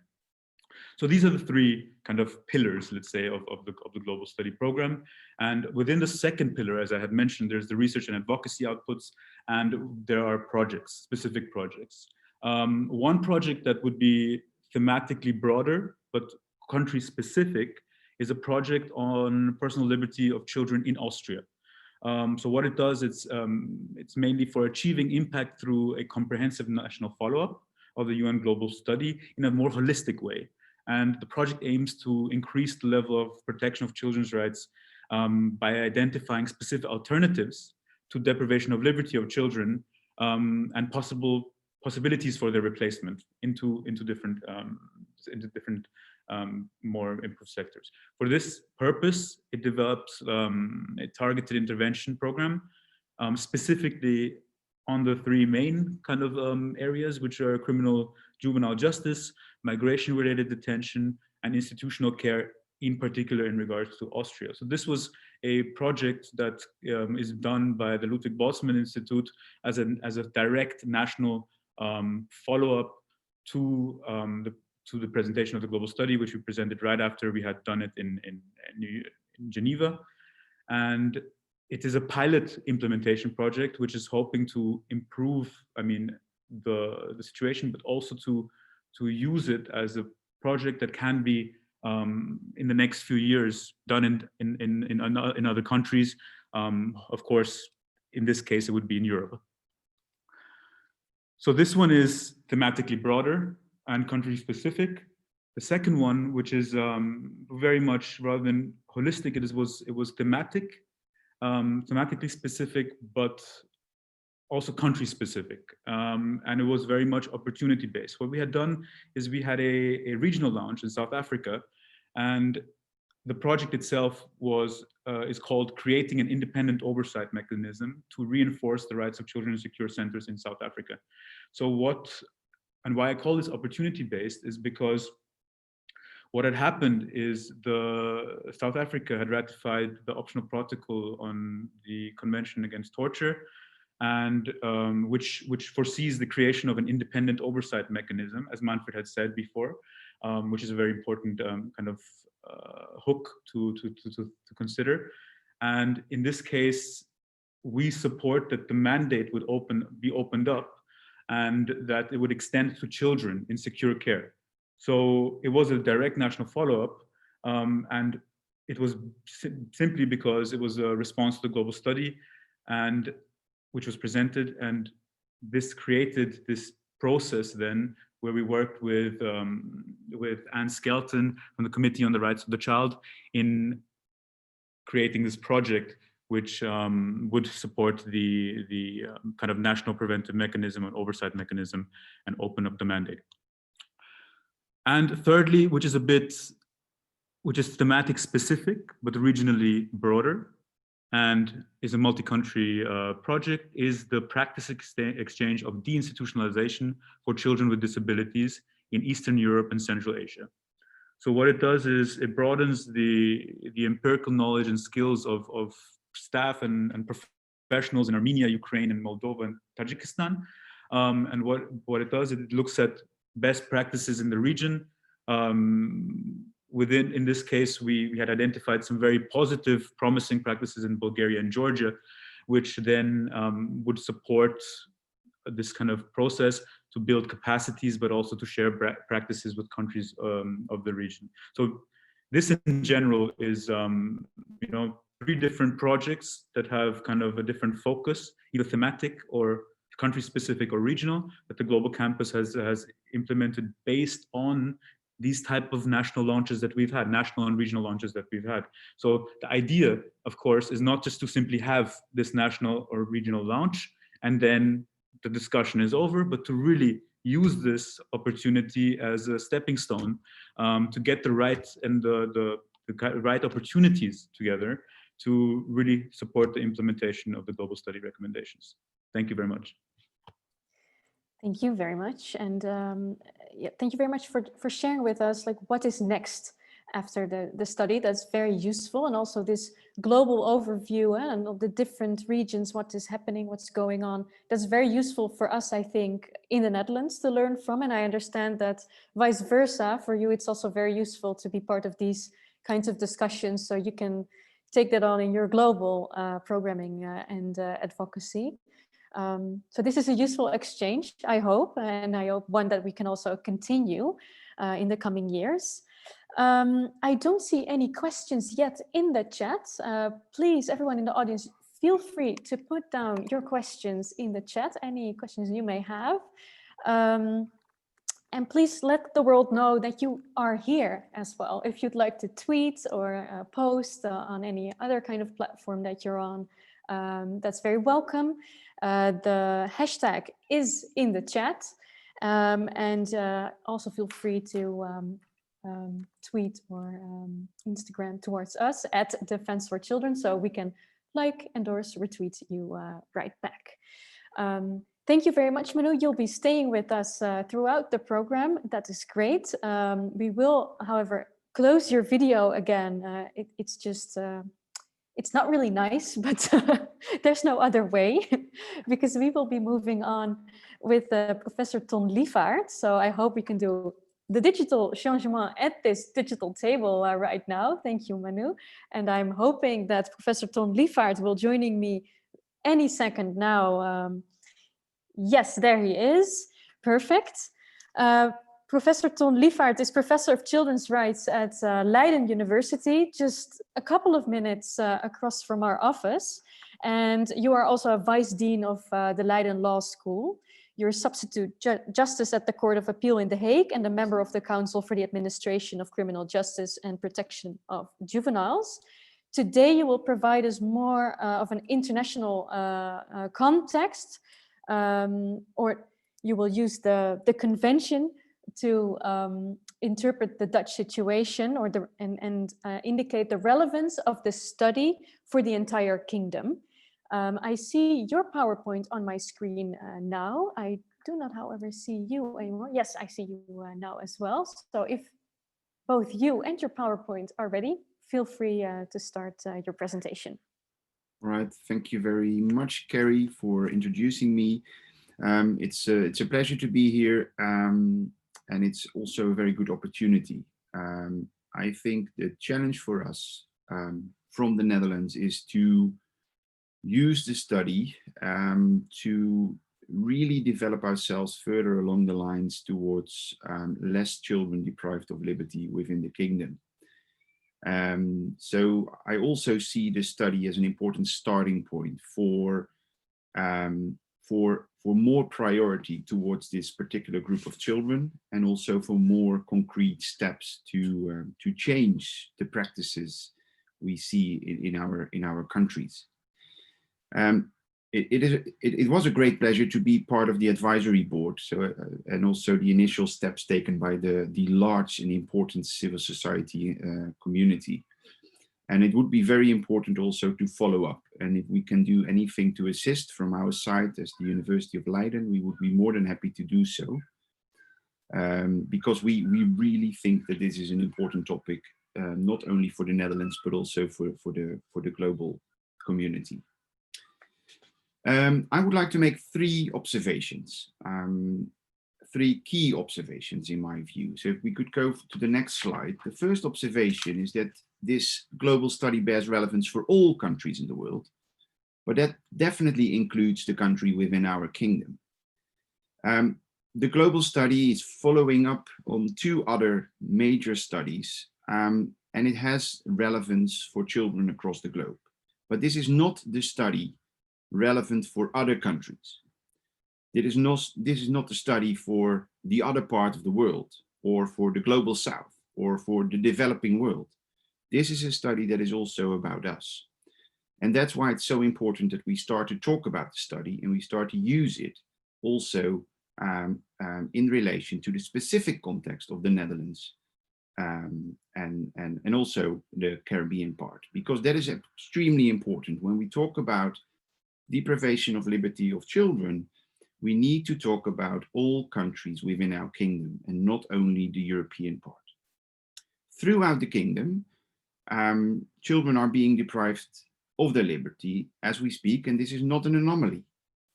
Children are placed in a wide variety of settings related to different contexts, but these children share that they are placed in a facility, in an institution, in a detention center, in a prison, from which they are not permitted to leave at will. So that reaches out to both open and closed facilities. And that is a very important starting point for our conversation today and also tomorrow. All these children share that they are seriously limited in their fundamental right to liberty of person. The global study shows the importance of acknowledging the significant impact that deprivation of liberty has on children. And not on some children, but on all children, including children with physical or mental disabilities, including children with different genders. Girls, of course, should be mentioned here as well. It has impact on their lives, on their engagement with family, on their health, on their well-being, and of course, very importantly, on their development. The study also points at the importance of protecting children deprived of liberty against the negative impact of deprivation of liberty, which is a state intervention. And this protection should be offered regardless of the context. It doesn't matter whether you are deprived in the context of youth justice or child protection or immigration or for mental health reasons. All these children are all too often too much exposed to systems that make them too vulnerable and too dependent. And that negatively affects their reintegration chances. And as a consequence, that negatively impacts on society's interests. So investing in children, preventing them from going into deprivation of liberty is in the interest of society. The study also shows that we have to address the root causes resulting in deprivation of liberty in order to prevent the use of it. And generally, when we use deprivation of liberty, we are too late. Much should have happened before that. Investment in family, investment in children, investing in support around families. The study also shows to us that how important it is also to bring out the stories, to listen to Bodine, to listen to all other children, to see what we can learn from their insights, their experiences, their views. The study makes children more visible in this particular context. And of course, that is critical because this is a context that is generally very closed and not easy to access. So these children are often out of sight. And that means that we may easily overlook them. The second observation I would like to make is that I think that the global study should make us feel uncomfortable for a number of reasons. But the core message from my side, why I think that we should actually feel uncomfortable, is that we keep relying on deprivation of liberty so heavily in our approaches to children. In the context of juvenile justice, the majority of children are in pre-trial detention. And even though we have seen a significant decrease of the number of children there, which is positive, we still use it quite a lot. And the systems in place in a way steer towards the use of deprivation of liberty. That is clearly shown by research, among others, from Yannick van der Brink. We also have concerns about police custody, and we have concerns about safety. If we zoom in on children in closed youth care, and Eva Huls will do that much more than I can do now, we see that there are more children in closed youth care as a measure of alternative care, child protection, than in other contexts. And this has been the case for a very long time. The total capacity of children in alternative care, closed alternative care, is 3 times the number of places that we have available in youth justice facilities. And there are no ages of minimum ages for placement there. So we are also talking about very young children. But the number of children inside closed youth care facilities is directly related to the lack of alternatives, the problems we are experiencing more and more with the youth care system. It's really a system that is broken and stuck, as a consequence of which children have a higher chance to end up in these most far-reaching and infringing interventions. And that causes not only a lot of frustration among professionals and stakeholders, but ultimately it puts our children at risk. There are serious concerns about access to family support services. There are serious concerns about access to really specialized care for serious problems. And there's also concerns about pushing children into the facilities through voluntary or through there are concerns about the gray areas around placement in institutional care, including institutional closed care. Call it on a semi-voluntary basis. We should also talk about immigration here. There we are not seeing big numbers, but we are depriving children of their liberty in the context of immigration. And clearly, as Manfred Nowak pointed out, that is an issue of major concern, because internationally, we are clearly moving into the direction of renouncing the use of detention in immigration contexts. So all in all, we should be uncomfortable because we are relying on the most far-reaching intervention, resulting in a significant impact on children's lives. And for one or the other reason, we don't seem to manage to do without it. So the third observation, and that is also my final observation, is that the global study forces us to rethink, and to rethink harder, on how it can be that we continue to rely on the use of deprivation of liberty when we talk about the care of children. That is the paradox. Depriving children of their liberty is not really taking care. And of course, there are situations in which, for a short period of time, there is no alternative other than doing that, for structure, for safety, for immediate help. But we have to speed up immediately, and we have to provide for alternatives. In fact, deprivation of liberty should be the alternative. It starts, in my view, by acknowledging the serious impact of deprivation of liberty.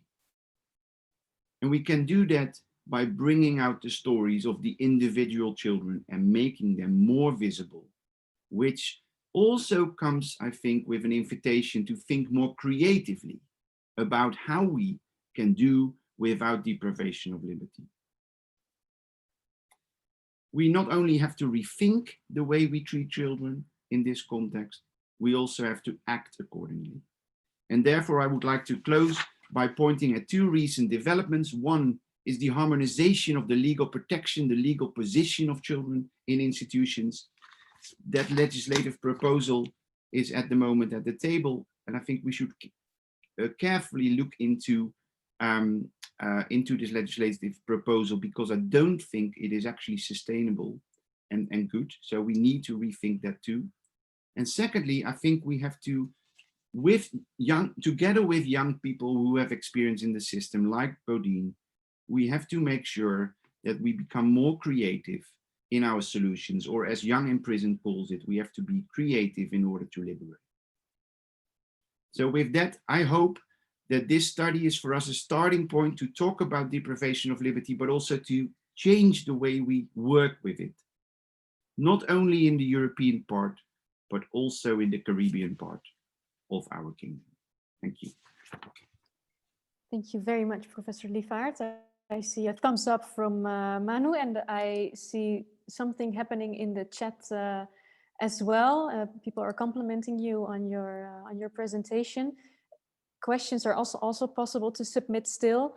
Thank you very much for reminding us of the scope, indeed, of the kingdom, because all too often we forget or we don't know about the particular situation in the different parts of the kingdom. Thank you very much as well for provoking us to feel uncomfortable, because from that discomfort comes change very often, and not from a comfortable position, so to say. And thank you as well for providing us these very concrete observations that are to be taken into account by all of us adult professionals here from the Netherlands in this call to take into account as duty bearers. We have something to do with it, with what you have just shared with us. Do I see a question in the chat in the meantime? No. That means that I'm going to thank you once more, and that maybe at the end there will be rooms for some more questions, and that we will now move on with the presentation of Eva Huls, who will build upon the story of Professor Ton Lievaert. Can Eva be spotlighted? Yes, I see her already. Eva Huls is in-house lawyer at Defense for Children, and her expertise includes juvenile law, criminal law, family law, and liability law. She's also a substitute juvenile and family judge, and she will build upon the story of Professor Lievaert and provide us with more of a deep dive into the situation in the Netherlands, the numbers that we're encountering, and also some recommendations for the Netherlands. Eva, are you ready? Then if so, you can unmute yourself and share with us what you have to say today. Thank you, Carrie. I am ready. We can go to the next slide, please. That's my opening slide. Deprivation of liberty in the Netherlands, one size fits all, was the question I would like to raise today and together with all of you. And thank you for all the speakers. You've given us food for thought and also action points to follow up on. And hopefully I can add to that with a couple of reflections, looking at mostly the statistics in the Netherlands of children who are deprived of their liberty. So we can go to the first slide. And these are the figures about secured residential care. So in 2019 in the Netherlands, there were 1,680 placements of children in secured residential care. And 66% of these placements were so-called emergency placements. Those placements are ordered by the court, but without a hearing in the court. The court session will follow within 2 weeks after the placement. So without being heard by the judge and without any legal assistance at the time, a child is placed in a secured facility. As you understand, this is a huge violation of many of their rights, and it should not be applied lightly. So the number of 66% is, from a child's rights perspective, quite shocking. More than a quarter of these 1,680 placements are repeated ones or renewals, and 14% are relocations. Existing research describes that the children in that study were relocated on average 15 times. One girl even counted the amount of petitions that has been sent to the court, in her case, asking for an order to put her in security institution, and that was 37 times. She now wants to become a judge herself. So 15 times on average of relocating, of packing your bag, meeting new people, learning new house rules at all, getting a new room, a new bed, no perspective on what's going to happen in the nearby future. Placement, as children describe, because there is a spot for them, a bed and a roof above their head, but not because it is the institution where they fit best and they can get the proper care they need. So in these secured facilities, other measures can be applied, like separation or fixation of children, controlling the room or urine, and forced administration of drugs, and also controlling visitors or contact with friends and family, which is a very relevant topic now during the pandemic. The freedom of the child is limited due to these measures, and these measures are of a repressive nature and directly influencing the living conditions in such institutions. Defense for Children published in 2019 the findings as well as recommendations after 2 years of research in which we have spoken to children, but also professionals. And it became clear that the situation is urgent. The system has to change. And this also was mentioned in the thesis of Sophie Le Valk about repressive measures. She had a similar conclusion. So now it's 2020, it's almost 2021. And has it changed? The answer to that question, regretfully, is still we don't really know. There are pilots and there are innovative new ideas, most of them initiated by the professionals themselves, and that is very commendable. But overall, we still do not know. Study or data collection to gain some insight into the root causes of these secured placements are lacking. And furthermore, the use of repressive measures are not registered at a national level, apart from an ongoing project about isolation of children. What we do know for sure is that placement in a secured institution or in an institution at all has a severe impact on the lives of children, as Bodine already described, and could potentially harm them in their development if they are not cared for in a child-friendly manner. It should and must be a measure of last resort, as the Convention on the Rights of the Child prescribes. But looking at these figures and looking at the latest trends in case law of the lower courts and the higher courts, a gloomy picture arises. There are not enough alternatives for these children due to sometimes excessive waiting lists for open care facilities and due to what seems like an increased financial conflicts between care facilities on the one hand and municipalities on the other hand because of the decentralization of the youth care system. Children are being victimized by the system. And judges are confronted with tough cases, tough decisions, because rejecting the placement of a child in a facility could lead to multiple emergency placements elsewhere or homelessness, which looking at the child's history is probably devastating for the child. But on the other hand, prolonging a stay in a secured facility when you have no grounds to do it is technically not in accordance with the law.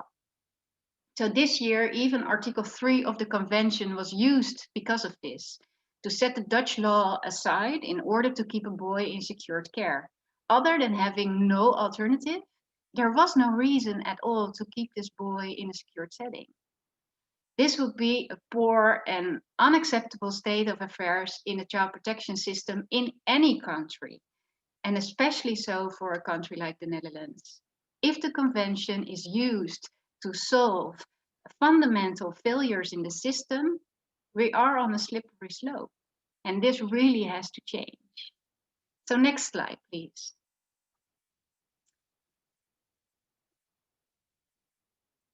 I think it's coming up, hopefully. Because we were not only about the children who are placed in a secured youth care system, but also, as Ton already mentioned, the children who are in conflict with the law.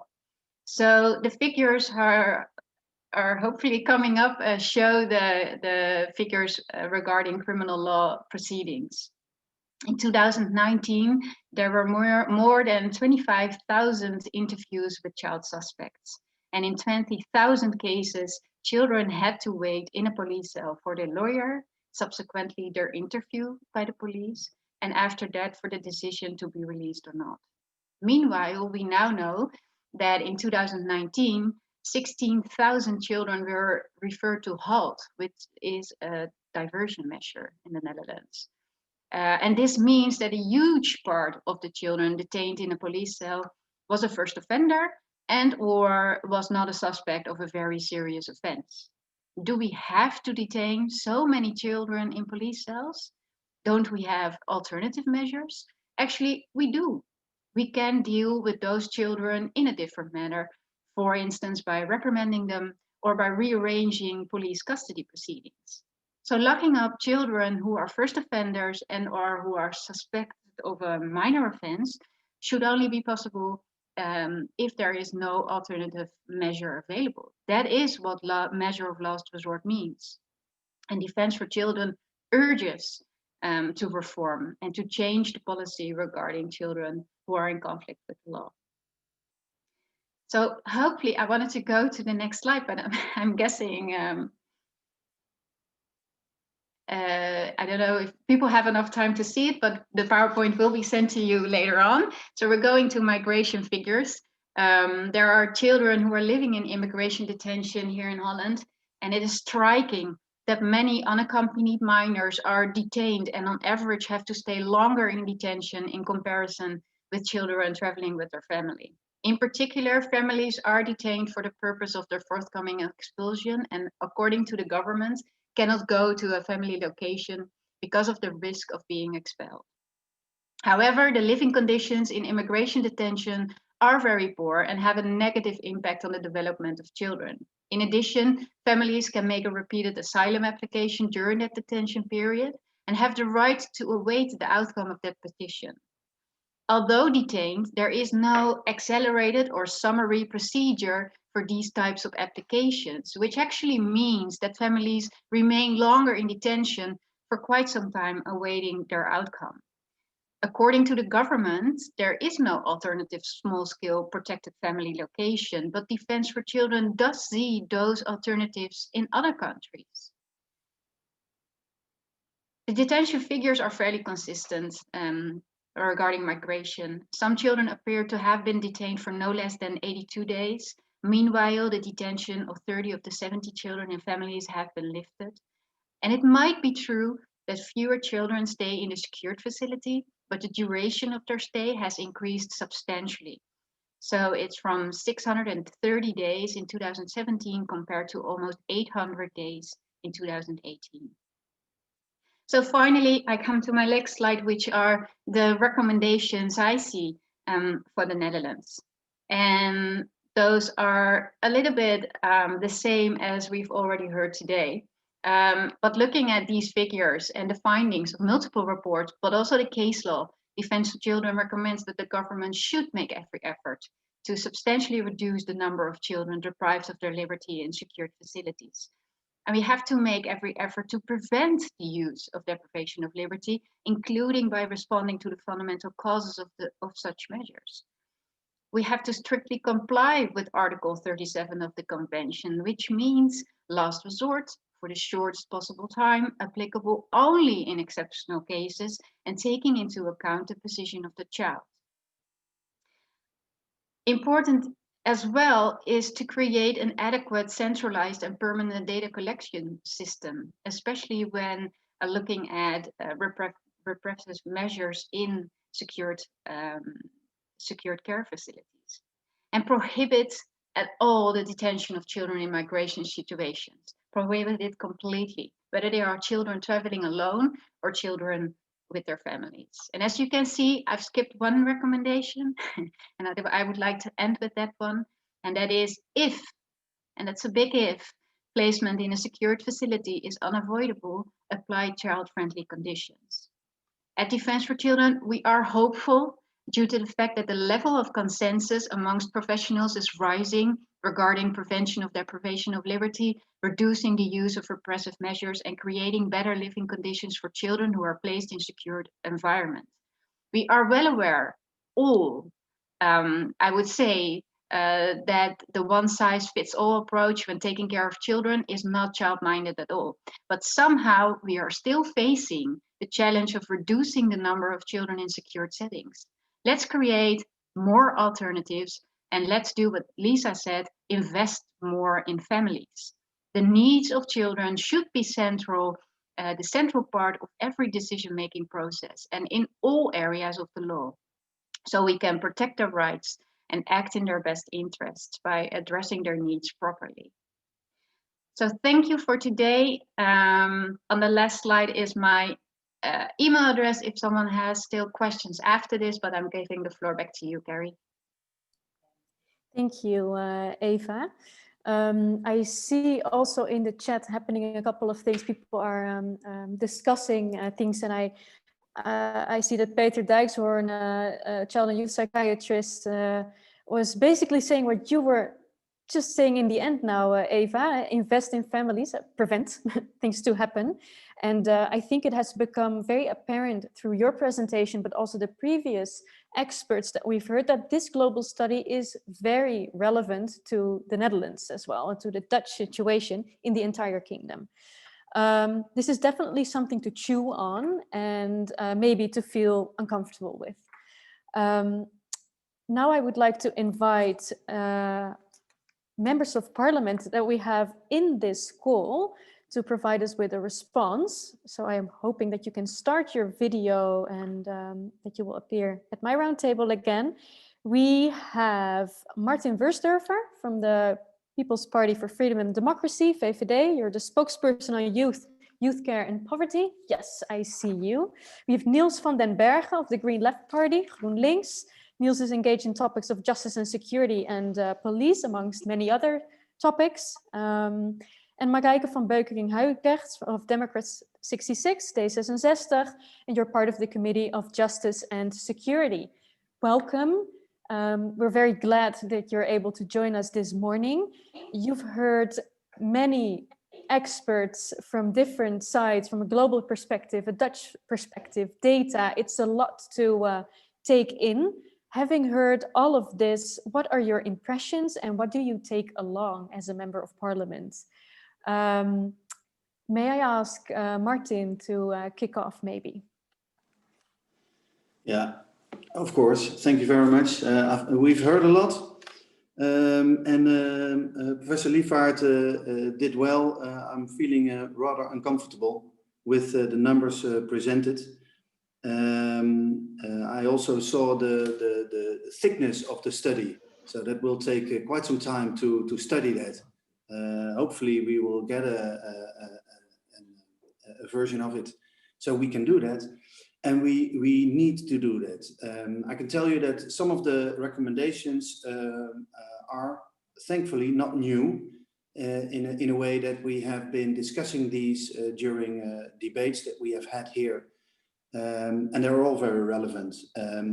The one that I picked up as the most important one is the one that Professor Nowak started with, is look at family type settings. We are already in Parliament debating how can we achieve that there are no longer children put into closed institutions, but there need to be alternatives, and that is also what was pointed out by some of the speakers. And I think that is not only relevant to us because we are only well, as a parliament, of course, looking into it and trying to make sure that everybody works the way it used to be. It needs to be done. But it is something that is also, and you saw that in the chat where the discussion was. I saw the comment of Peter Dijkshoorn, and this is also the professionals are embracing this, and that I think is very important. And this study can help with that. So yeah, I'm really thankful that I had a chance to listen in today. And I'm looking forward to study the study, so to say. What I also saw, what I also want to point out is the last remark, the recommendation of Eva, creating a data collection system. It sounds a bit technical and abstract, but what I learned when I started being spokesman on this is that we hardly have any figures. We don't know. We don't know what's happening, and we don't know what the impact is on the life of the kids that have been put in these institutions. So I think that is also a very relevant one, and hopefully this study and the follow-ups will help us with that. So yeah, that is a first reaction. I hope I didn't take too much of your time. Thank you, Martin. It was a lot to respond to as well. And the executive summary, the link thereto is already in the chat shared by Manu. So you can start reading over Christmas. Niels van den Berge of the Green Left Party, please, would you like to respond as well? Yes, well, first of all, thank you very much for organizing this. It's been very interesting and also shocking. Before I joined as a member of parliament, I used to work with several organizations, including with UNICEF. And at UNICEF, we had the motto, a child is a child no matter what. And that's still something that drives me in my political work. And I think if you look at, children deprived from liberty in the Netherlands, I see, and that's also clear from the presentations today, I see three main areas, right? One is closed care. The second one is criminal detention of youngsters. Now, I think on those two, there's consensus from the right to the left-wing parties in parliament that we have to do more to indeed prevent closed care and also to prevent children ending up in detention. And if, as a last resort, children end up in detention, it should be small-scale facilities where they also get education and opportunities for the future, where they can meet with families, social networks, and all of that. I think despite good intentions, reality is harsh. There are huge shortages, right? We have very little small-scale facilities. There's very little scope to work on prevention to avoid closed care. But these are the things where there is political consensus, I think, and I'm positive about. There's one thing I'm very, very worried about, and that's children in immigration detention. Because, according to figures of UNICEF, 210 children were detained last year only in immigration detention. And this is something that we have very fierce political debates about in parliament, because right-wing parties are actually in favor of detaining children, because they say, well, if we don't do that, more people might come to the Netherlands, where, parties like mine and other left-wing parties, we have a very fierce stance, which is children should never be detained in immigration detention because they did nothing wrong. So this third point is one, and this is where I will leave it looking at the clock, but this is one I'm less positive about, and to be honest, I'm embarrassed about the things the Netherlands is doing to children in immigration detention. It's something I will fight for to change, but it's a more complicated one than the first and the second, so the closed care and the criminal detention, because, there a lot of work has to be done, but at least there is a consensus to build on politically.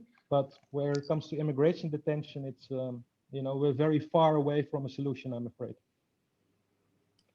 Thank you, Niels. I think you also illustrate that when it comes to children, everyone agrees that a child is a child, but in the more specific cases, it can become very politicized, and we sometimes forget maybe about those best interests of the child. Marijke van Beukering of Democracy 66, please go ahead also with sharing your observations of this morning. Yes, thank you very much for organizing this meeting.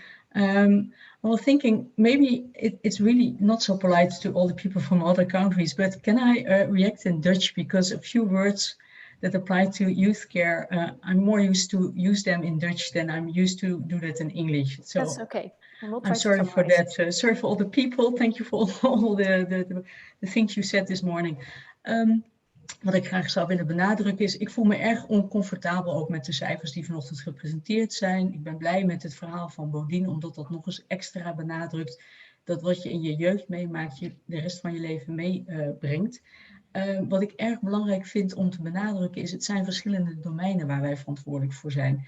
En waar het volgens mij ook op misgaat, en dat was ook het voorbeeld wat Eva aangaf, het aantal dagen dat kinderen nu in verblijf zijn, heeft ook te maken dat we de doorstroom en de uitstroom gewoon niet met elkaar op orde hebben gebracht. En dat heeft ook weer te maken met die kleinschalige woonvoorzieningen die wij graag in de gemeente zouden willen realiseren. Dus volgens mij is de hele Tweede Kamer ervan overtuigd, we moeten naar die 0 uithuisplaatsingen en zo min mogelijk gesloten zorg. Maar dat betekent dat we ook op het gebied van wonen, op het gebied van onderwijs, op het gebied van de kleinschalige woonvoorzieningen grotere stappen moeten gaan zetten. En dat is echt wel een probleem in Nederland. We hebben gewoon heel veel op slot gezet als het gaat om het bouwen van huizen. Het klinkt heel flauw en heel banaal, maar ik denk dat we moeten proberen om het wat breder te trekken. Dus alle domeinen hierbij te betrekken en niet alleen ons als woordvoerders jeugd, maar ook de woordvoerders wonen verantwoordelijk te maken. Dat we voor deze mensen, voor deze kinderen wat kunnen gaan doen. En ik denk dat we die stappen moeten gaan zetten. Een tweede punt is, we hebben nu kinderen in gesloten zorg. Het 's avonds met een liefdevol gebaar naar bed brengen is denk ik het minste wat we nu al voor elkaar zouden moeten kunnen krijgen. Dus ik vond dat een mooie oproep. Laten we daar vooral ook nog wat aan doen. Thank you very much. Thank you, Marijke. Very briefly, you said that you feel uncomfortable with the numbers presented this morning, and that Bodine's story underlines how these experiences follow you throughout your life. You pointed out that we should include different domains because different domains and issues are connected here. Not only are we talking about deprivation of liberty, but also housing is an issue which can create more hiccups in the system. So you said we need to include other domains and other spokespersons from Parliament, for example, on housing, and keep them responsible or make them responsible also for this topic. I would like to ask Professor Nowak to maybe also respond to these responses from the parliamentarians, if he would like so. Thank you very much. No, I'm very grateful that you are participating in this launch of the global study. To Martin Wörsdörfer. As you said already, there is an executive summary that is 68 pages. So that really brings it together. What are the main recommendations? But in the more comprehensive study, I think there are also certain infographics on institutions, and I think that is particularly where, if you compare the Netherlands with other countries, the percentage of kids in institutions is fairly high. I also agree with you that not only the family type settings, but the data collection system. And in reality, it's not that difficult.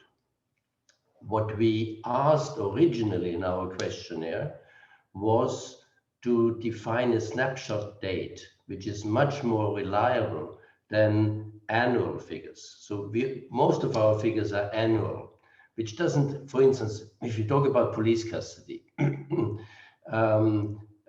some children are there only for, as we saw, for 1 day or for half a day, perhaps for 3 days or so, but they might come in again at a later stage. And they are all counted if we say how many children were in police custody in 1 year. Whereas if you say, if you ask all the heads of police stations, at a certain date, we suggested 26 June, because it's the right of victims of torture. So the 26th of June, every head of a prison, a police custody place, a pretrial detention center, a migration detention center, just take stock. It's not that difficult. And then we know at this particular date, there were only 5 children in police custody. And then you can compare it over the years. You can see, did we have an improvement? Why did we have an improvement? So it really tells us a lot. And if all states would do that, the study would be much more accurate, because we really had to rely on data that, and we had to extrapolate data, etc. So really a good data collection system that might also be linked to the Sustainable Development Goals, where we anyway have indicators and targets, and where we have to report. And this is part of the SDG, violence against children. With Niels van den Berge, I fully agree that probably the most controversial, and that is in most European Union member states, is immigration detention. And that is also one of the reasons why the European Union and some of its member states were not too happy about the findings of the study, because they were very strict. And as I said, Ireland is the only country. But again, look at Ireland. They have formally abolished immigration detention for children without any kind of negative consequences. So the fear that children who might be deported are absconding then and you don't find them anymore, etc. This fear is exaggerated. There might be a few cases where you lose them, but in general, if you put them in non-closed institutions, in small group homes, etc., doesn't mean that they are running away, because they are dependent anyway on care. They are, in particular, if they are unaccompanied children. So I also felt, and I mean, I'm coming from Austria, and we have the same discussion in my country, and many people also in parliament feel, as you said, very uncomfortable. It is something we simply have overlooked. I think it's one of the most overlooked violations of the Convention on the Rights of the Child, because of children behind bars. Society doesn't really know what's going on, and so I think to bring that to the limelight is extremely important, because on many of those issues there might be a fairly broad consensus within the society and also within Parliament. So whatever you can do within your respective parties and in the Tweede Kamer I would be extremely grateful, and whatever we can do to assist you, and also after COVID-19, perhaps also coming to the Netherlands and speaking with certain decision makers, I would be, of course, most happy to do. Thank you very much. And I see members of Parliament nodding. I think this is a very generous and helpful offer. Being mindful of time, I would like to ask Bodine, you stated something in the chat, to please also share that here if you would like. And after that, I would like to take up the suggestion of Manu to talk about further steps, action points, also keeping in mind that in a couple of months we will be having elections in the Netherlands. So you will have time to think about that while Bodine is sharing her point from the chat. Yeah, I think we have to do more preventing care, starting at school, for example, picking up more signals. So we could start the help earlier, so children will get the help earlier. And I think it should not be the problem of the children that we cannot find the right help at the right time for them. So I think that's my point of view. And I'm very shocked for the numbers. I'm very ashamed. I thought, I'm a proud Netherlands person, so I'm very ashamed for this. Yeah, and I'm hoping that all this discomfort can be put to a constructive use, then at least it's not for nothing. The action points, or like how do we proceed, keeping in mind that we'll be having elections in the Netherlands. Who of this panel on my screen, and I have the members of Parliament, Bodine, Eva Huls, Professor Ton Lievaert, and Professor Manfred Nowak here on my screen, would like to reflect on that.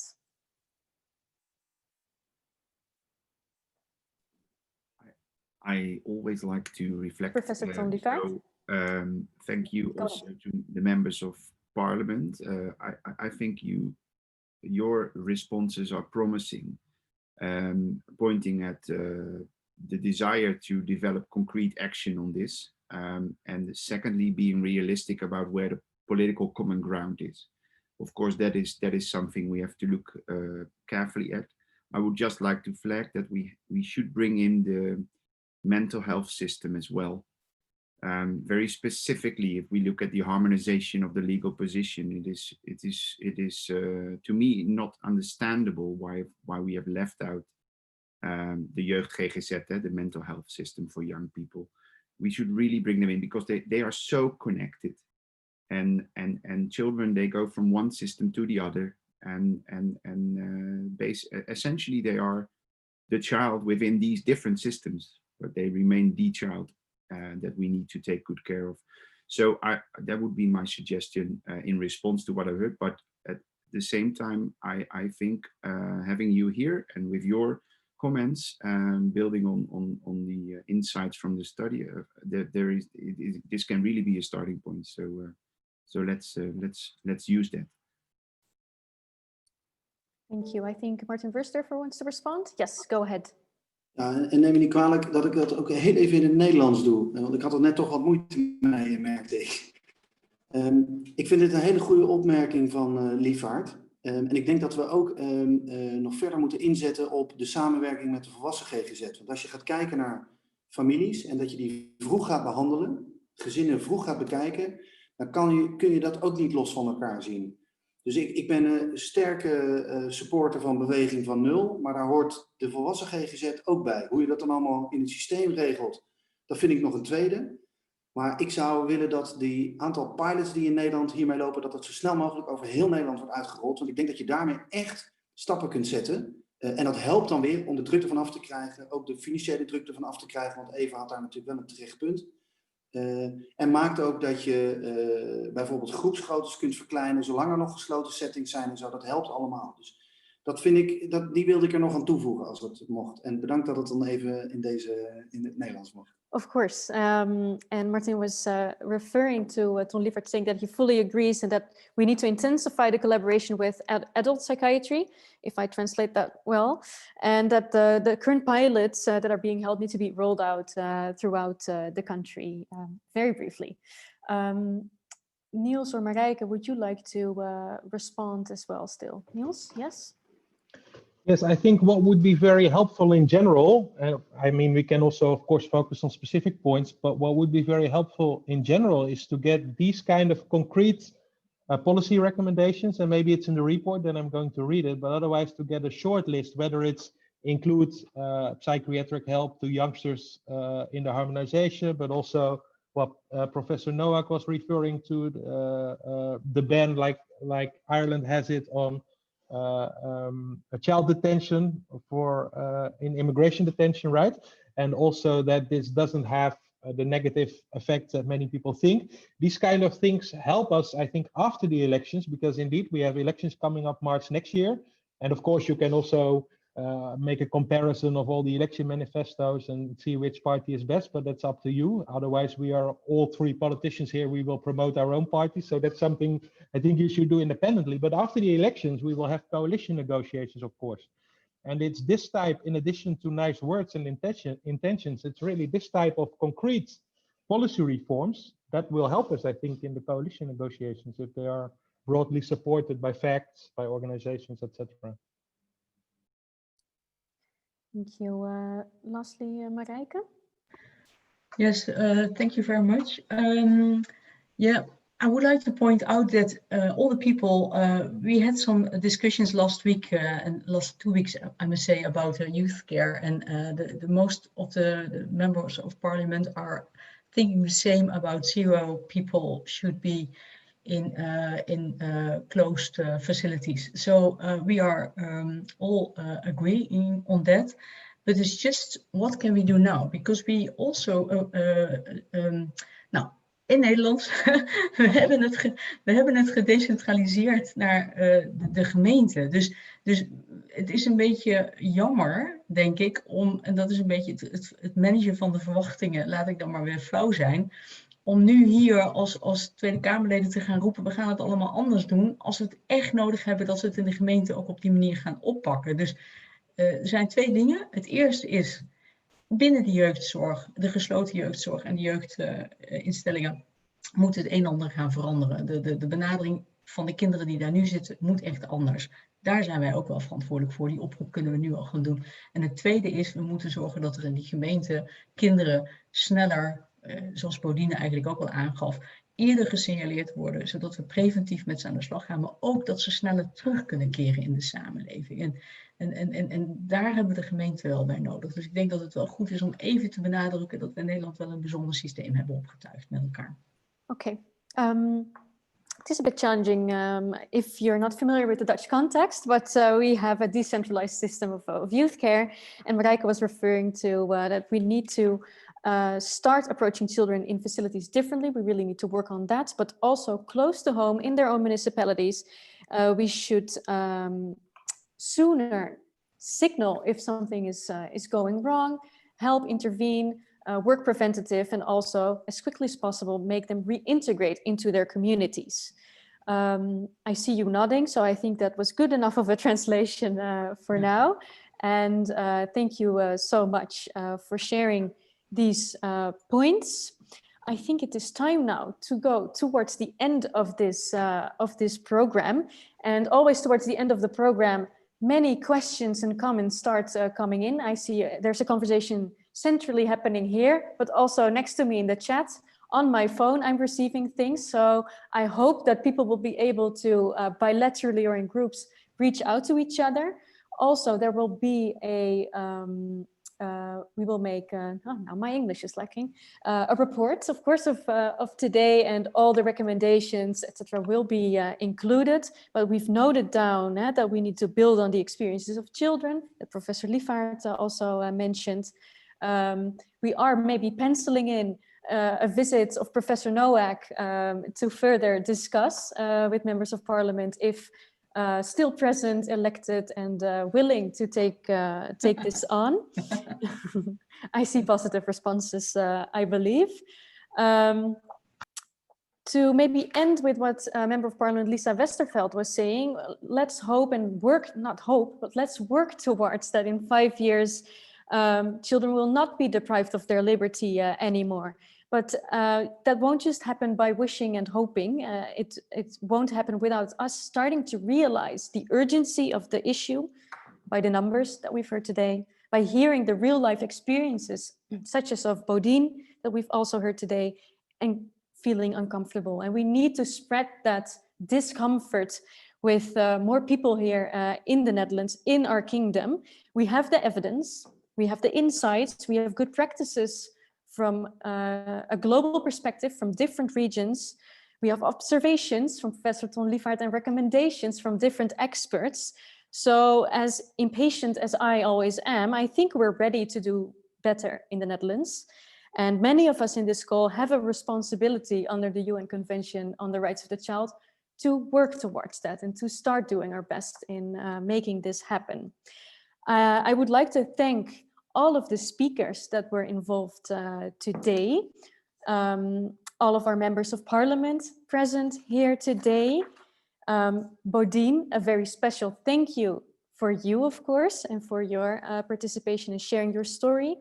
A big thank you to all my colleagues behind the scenes who you have not seen, but who are working on green rooms and making this happen, and PowerPoints. It's just as difficult as a live event, I would say. And also to our audience nearby and far, thank you so much for your active participation and all your contributions here in the chat. After today, next week, you will get a report from us, a handout, the PowerPoints, and also a recording of this meeting, of this launch. So you'll be able to just reflect on it and read and maybe also spread the word, share this message with others. For now, I would like to thank you very much for all your patience and all your contributions. On behalf of Defense for Children, enjoy the rest of your day, and I wish you safe, happy, healthy holidays in freedom, and hoping to see you soon for more follow-up on this very important study and issue in the Netherlands. Thank you very much, and see you soon. Thank you, Carrie.